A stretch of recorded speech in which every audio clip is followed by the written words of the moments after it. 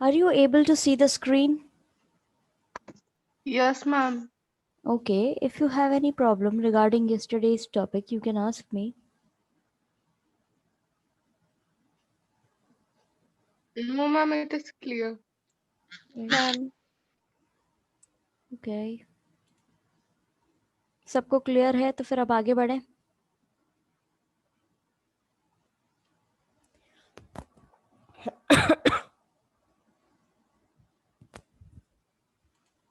अब हमारे सामने था फूड क्राइसिस. कल मैंने इसके बारे में आपको थोड़ा बताया था किस तरीके से ये चीज़ें चल रही थी और कब हमारे देश के अंदर बहुत ज़्यादा फूड क्राइसिस यानी कि खाने की कमी हो गई थी और उसके कारण कुछ तो रहे थे. पानी मतलब बारिश ना होना प्रॉपर, और बाकी थे टू वॉर्स जो हुए थे, जो लड़ाइयाँ हुई थी, उसके कारण भी हमारे देश के अंदर काफ़ी इकॉनमी जो है बिगड़ गई थी. क्योंकि वैसे भी हमारे देश की इकॉनमी जो है वो एक अपने इनिशियल स्टेज में ही थी, शुरुआती स्टेज में ही थी, जहाँ पर वो कोशिश कर रही थी कि एक प्रॉपर प्लेटफॉर्म पे आकर के अपने आप को स्टेबल कर पाए. लेकिन उसी समय में जब वो इस प्रोसीजर में चल रही थी, तभी हमारे देश की लड़ाई हुई थी दो नेबरिंग कंट्रीज से, और इस कारण हमारे देश में अर्थव्यवस्था और ज़्यादा बिगड़ गई थी. अब इसको लाइन टू लाइन पढ़ेंगे. The agricultural situation went from bad to worse in 1916. अब जो एग्रीकल्चरल सिचुएशन यानी खेती बाड़ी की जो सिचुएशन थी वो ख़राब से बहुत बदतर हो गई थी 1960s में.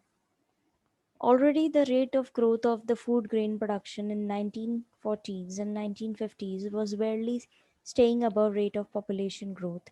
वैसे भी पहले से ही हमारी जो रेट ऑफ ग्रोथ थी फूड ग्रेन की प्रोडक्शन की, यानी कि अनाज जो है वो ज़्यादा अच्छे से नहीं हो पा रहा था, वो वैसे ही ख़राब था. 1940 से 1950s में वो जो हमारी पॉपुलेशन ग्रोथ थी उसकी रेट से ज़रा सा मतलब हो ही नहीं पा रहा था, ऊपर ही नहीं पड़ पा रहा था.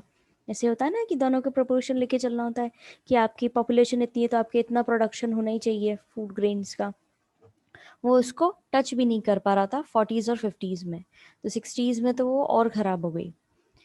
Between 1965 and 1967, severe droughts occurred in many parts of the country. 1965 से 67 यानी 2 साल के अंतराल में कई जगह सूखा पड़ने लगा हमारे कंट्री के अंदर कई हिस्सों में. As we shall study in the next chapter, this was also the period when the country faced two wars and foreign exchange crisis. ये वही पीरियड है हम नेक्स्ट चैप्टर में पढ़ेंगे जब हमारे देश ने दो लड़ाइयाँ भी लड़ी थी और फॉरेन एक्सचेंज क्राइसिस भी झेला था, यानी कि फॉरेन से हम कुछ सामान एक्सचेंज करते हैं तो उसमें भी हमारे कमी आई थी. All this resulted in a severe food shortage and famine-like conditions in many parts of the country. इस सब का रिजल्ट क्या हुआ था, इस तरह की जो प्रॉब्लम्स आई थी उनसे हमारे घर में हमारे देश के अंदर खाने की कमी हो गई थी. ठीक है, और हमारे खाने की कमी झेलते झेलते हमारा देश जो है वो बहुत ज़्यादा बैक फुट पे चला गया था, यानी कि बहुत ज़्यादा पीछे चला गया था, सूखा पड़ने लगा था. ठीक है, अब सबसे ज़्यादा असर कौन सी स्टेट पे पड़ा था, बिहार पे पड़ा था. जैसे कि आपके सामने ये पिक्चर भी दे रखी है, इसमें भी मेंशन किया गया है 13 डाइड ऑफ हंगर इन बिहार, यानी कि बिहार के अंदर बहुत ज़्यादा हालत जो है वो समय ख़राब हो गई थी. ठीक है, ये उस समय के न्यूज़पेपर की कटिंग की वो दे रखी है आपको आपको अगर विजिबल हो तो. कुछ डेट भी यहाँ पे मेंशन है 1990s की ही. ठीक है, तो हमारे देश के अंदर सबसे ज़्यादा दिक्कत बिहार के अंदर आई थी. बिहार की स्टेट के अंदर बहुत प्रॉब्लम हो गई थी क्योंकि वहाँ खाने की बहुत ज़्यादा शॉर्टेज हो गई थी कई सारी डिस्ट्रिक्ट्स में बिहार की, और सिर्फ कुछ 9 डिस्ट्रिक्ट्स थी जो नॉर्मल आउटपुट से हाफ जो है वो कर पा रही थी. जैसे कहीं पे अगर 100 क्विंटल अनाज उगा करता था तो वहाँ पे सिर्फ 50 ही उग रहा था. मतलब मैंने एक आपको एग्जाम्पल दिया है इसका. ठीक है, अब कुछ 5 डिस्ट्रिक्ट्स तो ऐसी थी जो 1/3 भी अपना प्रोडक्शन नहीं कर पा रही थी, जो नॉर्मली वो करती थी उसका 1/3 भी वो प्रोड्यूस नहीं कर पा रही थी. खाने की कमी से बहुत ज़्यादा कुपोषण फैल गया था वहाँ पे, माल न्यूट्रिशन. ठीक है, और जो नॉर्मली एक इंसान को दिन की 2450 कैलोरीज लेनी चाहिए, वो सिर्फ घट करके पहले तो 2200 हुई उसके बाद में वो 1200 हो गई कई सारे रीजन में, ठीक है। डेथ रेट जो है बिहार में 1967 के दौरान वो 34% हायर थी, ठीक है, जो चल रही थी उससे 34% और बढ़ गई थी। अब इसका रीज़न तो आपको पता ही, क्योंकि वहाँ पे खाने की कमी थी तो लोग भूखे मर रहे थे। फूड प्राइसेस जो है वो बहुत ज़्यादा बढ़ गई थी इस साल में, क्योंकि जो इंडियन गवर्नमेंट की एक स्ट्रेटजी थी जोनिंग की, उस पॉलिसी के कारण क्या हुआ था, स्टेट्स जो है ना आपस में एक दूसरे को वो नहीं कर पा रही थी, खाना दे नहीं पा रही थी, ठीक है। इस पॉलिसी के कारण बिहार में बहुत ज़्यादा चेंजेस आए थे, खाने की एकदम कमी बढ़ गई थी। अब जैसे पंजाब में और बिहार में दोनों में ही अगर प्रोडक्शन होता है और कुछ चीज़ें जो है बिहार से इधर और इधर से बिहार की तरफ ट्रांसफ़र की जाती हैं। ऐसा इसलिए किया गया था, वैसे जोनिंग इसलिए की गई थी क्योंकि हर एक स्टेट को प्रॉपर खाना मिले, अपने पूरी तरीके से वो खुद के सेल्फ डिपेंडेंट होकर के करें, इसलिए इनका मेन फोकस वो था। और उसके तहत उन्होंने बोल दिया था कि कोई भी स्टेट एक दूसरे को ट्रांसफ़र नहीं करेंगी, पहले अपना कंप्लीट करो, उसके बाद में दूसरे की वो सोचो एक तरीके से। अब हम इसको लाइन टू लाइन पढ़ेंगे। It was in Bihar that the food crisis was most acutely felt as the state faced a near famine situation. Bihar के अंदर खाने की कमी बहुत ज़्यादा बढ़ गई थी क्योंकि वहाँ पर सूखा पड़ रहा था।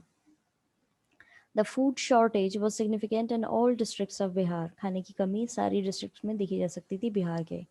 With 9 districts producing less than half of their normal output, और उनमें से 9 districts जो हैं वो अपने normal output से सिर्फ half ही produce कर पा रही थी। 5 of these districts in fact produced less than one third of what they produced normally, और इनमें से 5 districts ऐसी भी थी जो सिर्फ जो वो normally produce करती थी उसका 1/3 हिस्सा ही produce कर पाई थी। Food deprivation subsequently led to acute and widespread malnutrition. खाने की कमी के कारण वहाँ पर बहुत ज़्यादा तरीके से कुपोषण फैलने लगा। It was estimated that the calorie intake dropped from 2200 per capita per day to as low as 1200 in many regions of the state. ये माना जाने लगा कि एस्टिमेट लगाया गया वहाँ पर कि जो एक दिन की कैलोरी एक व्यक्ति को लेनी चाहिए 2200, वो घट करके सिर्फ 1200 हो गई थी। और ये वैसे भी किसके अगेंस्ट थी, as against the requirement of 2450 per day of average person. यानी कि एक जनरली अगर फैक्ट्स अगर हम जाने तो उसमें करीबन 24 से 50 कैलोरीज आपको लेनी ज़रूरी होती है एक एवरेज पर्सन की डाइट के अकॉर्डिंग, और यहाँ पे तो 2200 थी और उससे भी कम घट के अब 1200 ही रह गई थी। Death rate in Bihar in 1967 was 34% higher than the number of deaths that occurred in the following year. Death rate जो थी बिहार में वो बढ़ गई थी आने वाले साल में, ठीक है, 34% ज़्यादा हो गई थी। Food prices also hit a high in Bihar during the year even when compared with other north Indian states. Food prices बहुत ज़्यादा बढ़ गई थी बिहार में उस साल में, और कंपेयर किया जाए उस प्राइसेस को बाकी स्टेट्स से तो वो बिहार में ज़्यादा थी। अब अगर इसका एक एग्जांपल आप लेके चलें आज के ज़माने से, तो आप जैसे कहीं जाएंगे ना, जैसे आप सपोज़ दिल्ली गए, ठीक है, तो वहाँ पे गेहूँ और चावल के भाव थोड़े से स्लाइटली डिफ़र होंगे हमारे राजस्थान से, और यूपी जाएंगे तो वहाँ पे थोड़े अलग होंगे, ठीक है। इसी तरीके से पेट्रोल का भी एग्जांपल ले सकते हैं, थोड़े बहुत चेंजेस आते हैं पेट्रोल की प्राइसेस में भी। दिल्ली में कुछ और होगा, अपने यहाँ पे कुछ और होगा, यूपी में कुछ और होगा, बहुत माइन्यूट डिफरेंस होता है, लेकिन डिफरेंस देखने को मिलता है। तो उस समय भी यहाँ पे क्या हो रहा था, खाने की रेट्स जो हैं नॉर्थ इंडियन स्टेट्स के कंपैरेटिवली यहाँ पर ज़्यादा थी बिहार में। For wheat and rice, the prices in the state were twice or more than their price in the more prosperous Punjab. चावल और गेहूं की प्राइस लगभग डबल थी या डबल से भी ज़्यादा थी, ठीक है, जो पंजाब में बिक रहा था उससे। The government had zoning policies that prohibited trade of food across the states. This reduced the availability of food in Bihar dramatically. अब क्या हुआ था, जोनिंग पॉलिसीज़ के कारण आपस में स्टेट्स जो हैं वो ट्रेड नहीं, व्यापार नहीं कर सकती थी खाने का। इसी चक्कर में यहाँ पर खाने की कमी हो गई थी बिहार के अंदर और बहुत ही ज़्यादा चेंजेस आए थे। In this situation such as this, the poorest sections of the society suffered the most. इस तरह की सिचुएशन में सबसे गरीब सेक्शन जो थे सोसाइटी के, उनको सबसे ज़्यादा झेलना पड़ रहा था. इन 2 पैराग्राफ्स में अगर आपको कोई भी प्रॉब्लम आई है फूड क्राइसिस के, तो भी आप पूछ सकते हैं.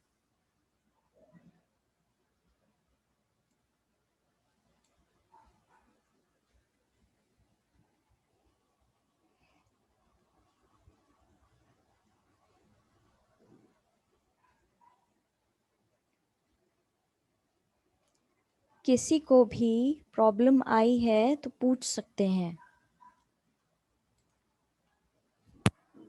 It's clear. Okay.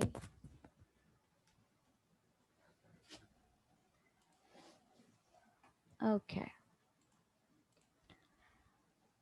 The food crisis had many consequences. The government had to import wheat and had to accept foreign aid, mainly from US.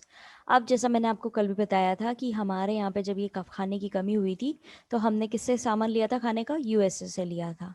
तो इसके कई सारे सर्कमस्टेंसेस हमें देखने पड़े हैं फूड क्राइसिस के, और उनमें मेनली था कि हमें US से वीट मंगाना पड़ा था. ठीक है, फूड फॉरेन एड लेना पड़ा था.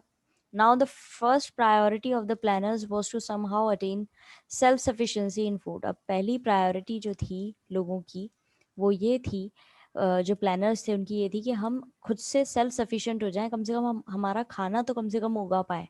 The entire planning process and sense of optimism and pride associated with it suffered a setback. और जो पूरा प्रोसेस था हमारा प्लानिंग का, उसमें क्या आए थे? चेंजेस आए थे, और वो कहीं ना कहीं बैकफुट पे चला गया था. और जो हमारा सेल्फ ऑफ ऑप्टिमिज्म था, self of sense of optimism जो था, उसके अंदर क्या हुआ था, जो हमारी अप्रोच होती है, जैसे कि हमारे पास जितना है हम उसमें एक आशावादी टाइप से जो हमारी सोच होती है वो, और जो हमारा प्राइड था, वो कहीं ना कहीं हम सफ़र कर रहे थे उसके कारण. ठीक है, क्योंकि हमारी पूरी प्लानिंग जो चल रही थी वो कहीं ना कहीं सही नहीं जा पा रही थी इस चक्कर में. ठीक है, इस टॉपिक में कोई भी प्रॉब्लम आई है तो अभी पूछ लो. ये हमारा फूड क्राइसिस जो है कंप्लीट हो गया है. फिर हम नया टॉपिक शुरू करें. Green revolution. No, ma'am, no problem. Okay, अब है ग्रीन रेवोल्यूशन. ग्रीन रेवोल्यूशन के अंदर फूड क्राइसिस जो है वो बेसिकली देखा गया था मेनली. ठीक है, और क्योंकि हम फूड एड पे डिपेंडेंट थे, और वो भी यूनाइटेड स्टेट्स के, तो हमारे ग्रीन रेवोल्यूशन आना बहुत ज़रूरी था. ग्रीन रेवोल्यूशन से मतलब है कि हमारे ज़्यादा से ज़्यादा प्रोडक्शन हो. ठीक है, एग्रीकल्चर बेसिस पे आप इसको कनेक्ट कर सकते हैं. ठीक है, जिससे हम सेल्फ सफिशिएंसी हो, खुद अपने खाना जो है प्रॉपरली उगा पाएँ, और किसी बाहर के देश पे हमें डिपेंड नहीं करना पड़े. अब क्योंकि हम कहीं ना कहीं पीछे लैग कर रहे थे, पीछे थे. ठीक है, इस ग्रीन रेवोल्यूशन, या कह सकते हैं जो ये फूड क्राइसिस चल रहा था उसके कारण, तो हमें, जब हमने यूएसए से खाना मंगाया था या वीट लिया था, तो उसकी कुछ शर्तें भी हमें माननी पड़ी थी. ठीक है, और उसने जो यूएसए था, उसने हमारी इकॉनमी के अंदर दखल अंदाजी तो करी थी, क्योंकि उसने सजेस्ट करा कि अब आपको अपनी ये चेंजेस लाने चाहिए पॉलिसी के अंदर, और आपको उन लोगों को सपोर्ट करना चाहिए जिनके पास में पहले से ही एग्रीकल्चर लैंड है और इक्विपमेंट्स हैं. उससे ये होगा कि आपके प्रोडक्शन जो है वो थोड़ा इम्प्रूव होगा. अब क्योंकि हमारी पॉलिसी ये थी कि सबको पहले हम लैंड बांटें, उसके बाद में हम अपने फसल वगैरह उगाएं, और ये चीज़ हमारी पॉलिसी में थी. फिर अमेरिका ने दखल अंदाजी करके बोला कि पहले से ही जिनके पास में लैंड है उनको बोलो, उनको रिसोर्सेज प्रोवाइड करो, अच्छे बीज जैसे होते हैं ना उगाने के लिए, खेती बाड़ी के लिए अच्छे फर्टिलाइजर्स वगैरह ये प्रोवाइड करो, और बाद में जिनके पास कुछ नहीं है उनकी मदद करो. ये उनकी पॉलिसी थी. तो गवर्नमेंट ने क्या किया, थोड़े ही समय में अच्छे high yielding variety seeds provide कराए, फर्टिलाइजर्स और पेस्टिसाइड्स प्रोवाइड कराए, जिससे क्या हो, इरिगेशन की जो पॉसिबिलिटी है वो थोड़ी सी इम्प्रूव हो. और एक तरीके से इसी चीज़ को बोला गया था ग्रीन रेवोल्यूशन. ठीक है, फार्मर्स को एक गिवन प्राइस पे, मतलब एक सर्टेन फीजिबल प्राइस पर चीज़ें प्रोवाइड कराई जाती थी. अब फर्स्ट पैरा पढ़ेंगे इसका. In the face of the prevailing food crisis, the country was clearly vulnerable to external pressures and dependent on food aid mainly from the United States. अब जो पहले से फूड क्राइसिस चल रहा था उसके कारण हमारी कंट्री बहुत ही ख़राब कंडीशन में थी और उस पर बाहर से प्रेशर बनाया जा रहा था, स्पेशली उस एरिया में जो जहाँ से हम खाना ले रहे थे, यानी कि यूनाइटेड स्टेट्स से. The United States in turn pushed India to change its economic policies. और यूनाइटेड स्टेट्स ने ही क्या करा इसमें, अब उसने मदद तो कर दी, फूड एड तो दे दिया, लेकिन उसने बोला कि आप अपनी इकोनॉमिक पॉलिसीज़ जो है उसको चेंज करो. The government adopted a new strategy for agriculture in order to ensure food sufficiency. Government ने एक नई स्ट्रेटजी अपनाई जिसके अंदर एग्रीकल्चर के बेसिस पे देखा जाए तो वो फूड सफिशेंसी कर पाए, यानी कि खुद से अपने प्रोवाइड कर सके चीज़ें. ठीक है, खुद इस तरह की स्ट्रेटजी बनाए कि अपना खाना खुद प्रोड्यूस कर सकें. Instead of earlier policy of giving more support to the areas and farmers that were lagging behind, now it was decided to put more resources into those areas which already had irrigation and those farmers who were already well off. अब जो पहले से हमारी policy थी, जो थी कि पहले गरीब तबके को हम मदद करें और उनको निकालें, ठीक है, यहाँ पर बोला गया था जो पहले से ही पीछे हैं उनको सपोर्ट करने की बजाय जो पहले से रिसोर्सेज हमारे पास में हैं, जो इम्प्रूव्ड हैं, ठीक है, वो एरियाज जहाँ पर इरिगेशन हो सकता है, फार्मर्स जिनके पास में पहले से ही चीज़ें हैं उनको सपोर्ट किए जाएँ, ठीक है, उनको आप अपने रिसोर्सेज प्रोवाइड कराएं. द आर्ग्यूमेंट वॉज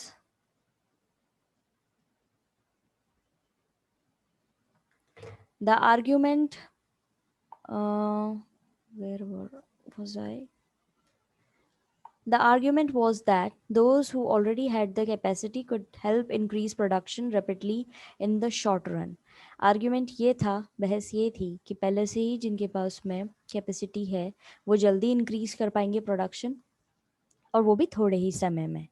अब जैसे इसका एग्जांपल मैं आपको अभी दूं कि अभी जैसे दो लोग हैं, ठीक है, दो लोगों के पास में, एक के पास में ज़मीन वगैरह कुछ नहीं है और एक के पास में एक ज़मीन है, तो आप किसको बोलोगे? जिसके पास में ज़मीन है और या इक्विपमेंट्स है उसको बोलोगे कि आप काम शुरू करो, बाकी दूसरे को तो आप बोलोगे कि अभी तुम रुको.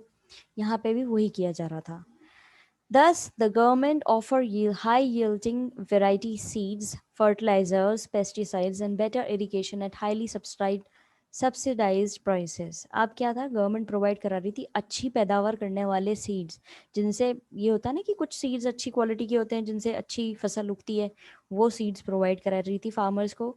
फर्टिलाइजर्स और पेस्टिसाइड्स भी प्रोवाइड करा रही थी जिससे अच्छी इरिगेशन हो, और वो भी किस प्राइस पे हो, कम प्राइस पर उनको अच्छा वो मिल जाए. The government also gave a guarantee to buy the produce of farmers at a given price. और गवर्नमेंट ने उनको ये भी अश्योरेंस दी कि आप गारंटी के साथ में कि आप जो भी उगाओगे उसको हम अच्छी प्राइसेस पे खरीदेंगे.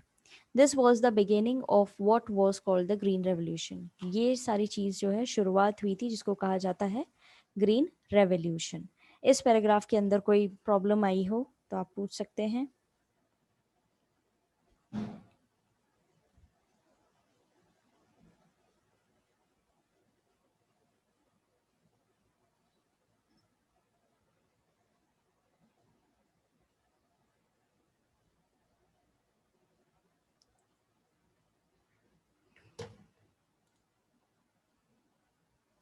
No, ma'am, it is clear. Okay. अब इससे क्या हो रहा था, जो रिच पीजेंट्स थे या बड़े लैंडलॉर्ड्स थे, ठीक है, उनको ज़्यादा फ़ायदा मिल रहा था इससे, क्योंकि उनके पास में ज़मीन थी, ठीक है, और उनके पास में रिसोर्सेज भी थे, इक्विपमेंट्स भी थे, तो वो उनको जब ये इस तरह की चीज़ें मिल रही थी तो उनके प्रोडक्शन भी अच्छा हो रहा था. ग्रीन रेवोल्यूशन जो है उसने एक मॉडरेट एग्रीकल्चर ग्रोथ तो करी ही थी, कई जगह पर वीट प्रोडक्शन जो है बहुत मतलब गेहूं की पैदावार जो है बहुत ज़्यादा रेज हुई थी, और हमारे खाने के अंदर अवेलेबिलिटी जो है वो भी बढ़ी थी. इसके साथ में ही यहाँ पे पोलराइजेशन भी हुआ था क्लासेस के बीच में, यानी कि डिवीजन भी हुआ था. कुछ जो है वो इम्प्रूव हो गई थी, ठीक है, क्योंकि उनके पास में क्या था, रिसोर्सेज थे इसलिए, ठीक है, और दूसरी जो थी वो जो गरीब लोग थे वो बिल्कुल नीचे उस पे ही जा रहे थे. नीचे मतलब एज इन, क्योंकि उनके पास में ये चीज़ हो नहीं पा रही थी ना, प्रोवाइड उनको मिल नहीं पा रही थी जैसे तैसे, इसलिए पोलराइजेशन जो है उस समय में हुआ था. क्लासेस के बीच में। अब जैसे पंजाब, हरियाणा और वेस्टर्न उत्तर प्रदेश जो है वो एग्रीकल्चरली प्रॉस्परस हो रहे थे, यानी फल फूल रहे थे अच्छे से, और बाकी जो स्टेट्स थी वो बैकवर्ड थी, यानी कि वो पीछे रह गई थी। ग्रीन रेवोल्यूशन के दो इफ़ेक्ट्स ये भी थे कि कई सारे पार्ट्स में बहुत ज़्यादा डिफरेंस आ गए थे, ठीक है, बहुत बड़ा कंट्रास्ट आया था। पुअर पीजेंट्री जो है, पुअर पीजेंट लोग जो थे वो तो गरीब हो रहे थे, और लैंडलॉर्ड्स जो थे उनकी कंडीशंस जो है अच्छी इम्प्रूव होती जा रही थी। अब जो दोनों ही बीच में हमने जैसे पहले भी पढ़ा था, लेफ्ट विंग और राइट विंग। लेफ्ट विंग वाले अलग चीज़ को सपोर्ट करते थे और राइट विंग वाले अलग चीज़ को सपोर्ट करते थे, तो यहाँ पर वही चीज़ भी देखी जा रही थी, ठीक है। दूसरी चीज़ हुई थी ग्रीन रेवोल्यूशन के अंदर कि एक नया सेक्शन जो है वो डेवलप हुआ था जिसको कहते हैं मिडिल पीसेंट सेक्शन, ठीक है। एक और क्लास जो है वो शुरू हो गई थी। यहाँ पे मीडियम साइज़ की फार्मर्स जो थे, जिनके पास में एक प्रॉपर साइज़ का एक मीडियम साइज़ के खेत हुआ करते थे, उनको भी इस चेंज से फ़ायदा होने लगा था, और वो पॉलिटिकल इन्फ्लुएंस भी दे रहे थे, यानी कि पॉलिटिकली इन्फ्लुएंस भी वो लोग हो रहे थे कई सारे पार्ट्स में कंट्री के, ठीक है। अब जैसे इसका एग्जांपल मैं लेके चलूँ, आपको बताऊँ मैं कि एक चीज़ है कि अभी 3 लोग हैं, ठीक है, मतलब 4 लोग ले लो, और उसमें से एक लैंडलॉर्ड है और एक जो है बीच एंड का वो गरीब किसान है, ठीक है। आप लैंडलॉर्ड को ही सारी चीज़ें प्रोवाइड करा रहे हो, और जो मिडल मैन है उसको आप थोड़ी बहुत चीज़ें प्रोवाइड करा रहे हो, और लास्ट वाले को तो आप बिल्कुल दे ही नहीं रहे हो, ठीक है। तो सबसे ऊपर वाले जो लैंडलॉर्ड है उसको तो फ़ायदा हो ही रहा है, साथ में जो मिडल मैन है उसको भी, क्योंकि उसके पास में छोटा मोटा लैंड है, और लास्ट जो पुअर पीजेंट है उसके पास में बिल्कुल भी लैंड नहीं है, तो उसको कोई चीज़ प्रोवाइड ही नहीं करा रही, तो और गरीब होगा। यहाँ पे भी वही चीज़ हो रही थी ग्रीन रेवोल्यूशन के दौरान। Rich peasants and the large landholders were the major beneficiaries of the process. बड़े rich men जो लोग थे उनको ज़्यादा फायदा हो रहा था। The Green Revolution delivered only a moderate agricultural growth, mainly a rise in the wheat production, and raised the availability of food in the country, but increased polarization between classes and regions. Green Revolution से एक अच्छा agricultural growth तो हुई थी, mainly गेहूं की पैदावार अच्छी हुई थी और खाने की अवेलेबिलिटी होने लग गई थी, प्रोवाइड होने लग गया था कंट्री के अंदर, लेकिन इसके साथ में ही क्लासेस के बीच में एक डिविजन, पोलराइजेशन हो गया था, और कई सारे रीजन्स के बीच में भी। Some regions like Punjab, Haryana and western Uttar Pradesh became agriculturally prosperous and while others remain backward. कुछ रीजन्स जो थे जैसे कि हरियाणा, उत्तर प्रदेश, ये तो फल फूल रहे थे, ठीक है, और बाकी जो थे वो बैकवर्ड स्टेट में थे। तो ये हमने आज यहीं तक ही पढ़ना है क्योंकि हमारे पास टाइम नहीं है। मैं अब आपको लिंक भेज रही हूँ आपकी हिस्ट्री क्लास के लिए। अपनी प्रॉब्लम्स आप कल की क्लास के लिए इकट्ठी करके रखिएगा। Okay, ma'am.